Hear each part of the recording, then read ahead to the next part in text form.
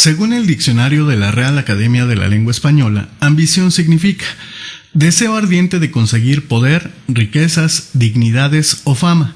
Un político en México buscará obtener las cuatro, esto es, el poder, las riquezas, las dignidades y la fama.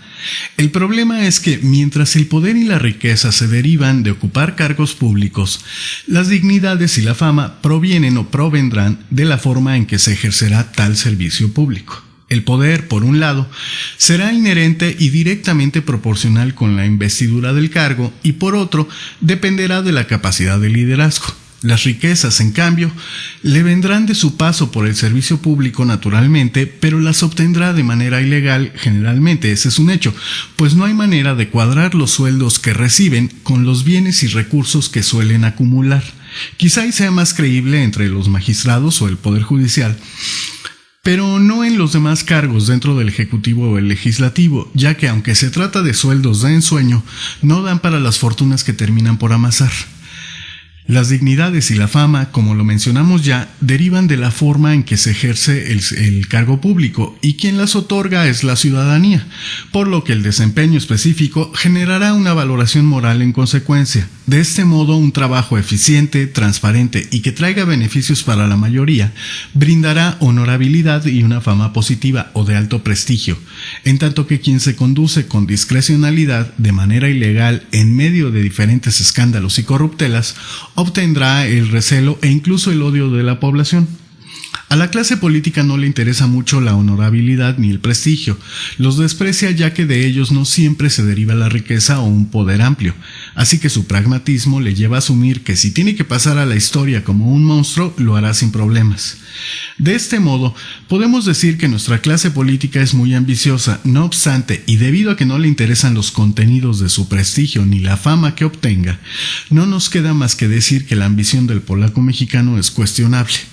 En México, existen tres formas de construir los contenidos del prestigio político.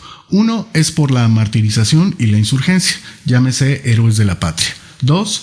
Por acciones positivas, trascendentales para el nacionalismo o el desarrollo de la mayoría, entre los que destacan Benito Juárez, Lázaro Cárdenas y quizá y hasta López Mateos, entre unos cuantos más, pero que no suman una decena. Y 3.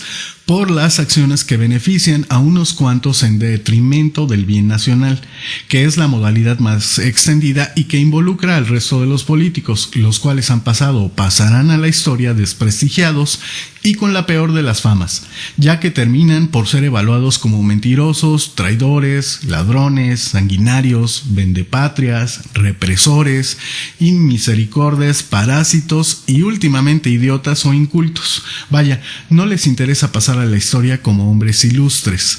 En México nos podemos sentir orgullosos de personajes como Octavio Paz, Fuentes, Monsiváis, Posada, José Agustín, Calo, Revueltas, entre un catálogo extenso de artistas e intelectuales, pero excepto los limitados casos que ya mencionamos, no tenemos ningún orgullo por la clase política.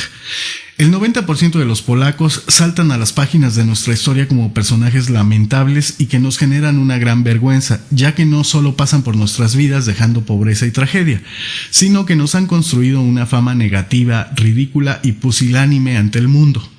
Y la pregunta obligada es, si la vida te colocó en un momento histórico trascendental y te permitió ser presidente de la República por dar un caso en específico, ¿por qué ceder ante los intereses creados y terminar por ser un personaje repudiado, que no hizo nada por su país excepto venderlo y dejarlo cada día más débil y dependiente, solo porque no hubo la creatividad y voluntad políticas para equilibrar los poderes?